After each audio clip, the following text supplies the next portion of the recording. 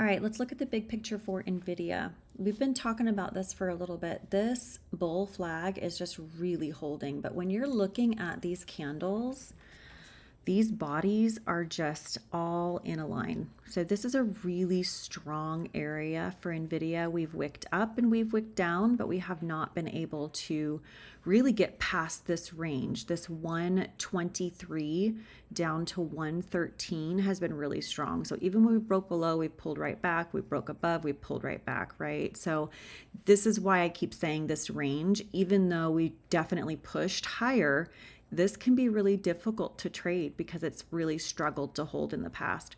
So in order to break out this month, we need to get back above 126. If you look at these wicks right down here where we're stopping, this is that 102 and 100 area that I've been mentioning. And that's really what gives us a good indication that that's a bounce zone because we have not been able to get below and hold. So then when we look at the weekly chart, I like to look at the weekly chart looking above and left, and I just want to look for where are we pausing, where are we getting some little candles, where are we getting more chop. And you can see right through here where we pulled back under the body of this candle where we stopped for last week, we have a lot of touches right through here, right? Some of them pushed above, some of them pushed below, but really didn't hold very much further in. So there's a lot of chop area right through here. Our upper trend line for this next week is going to be right about that 128 area to be mindful of. And if we were to tumble, we could come all the way back down to 96. So just looking big picture, pushing up into this, we definitely have some chop areas, which is why I've been saying both directions really have chop right now.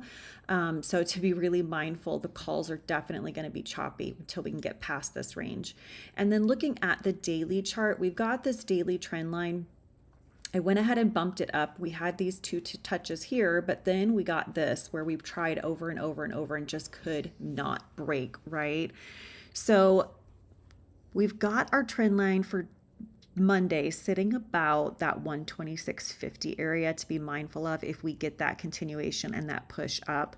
This chop area is about 123 to 131. This is a big area, but it's very choppy. So this could be difficult to push through. When you're looking left, you can see we've got the same thing right here that we struggled through.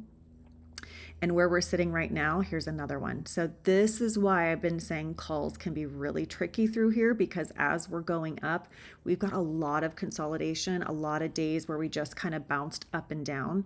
So getting up to this 26.50 area is going to put us right at the bottom of this chop box, the top of this chop box, and that could definitely give us that rejection yet again. These rejections are pretty significant.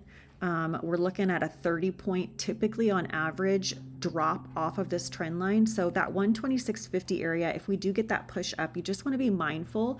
If we get the push higher, yes, we can absolutely keep going. But if we don't, we could chop just like we did last time and then finally get that rejection to go on down and maybe even see a lower low. So I am watching this one. This is a higher low this time. So we could be in a reversal and see more upside. We just have to be mindful and watch this area to see if we can actually break and get a higher push this time. Really want to see us clear that 130 area before I'm more comfortable in long-term calls.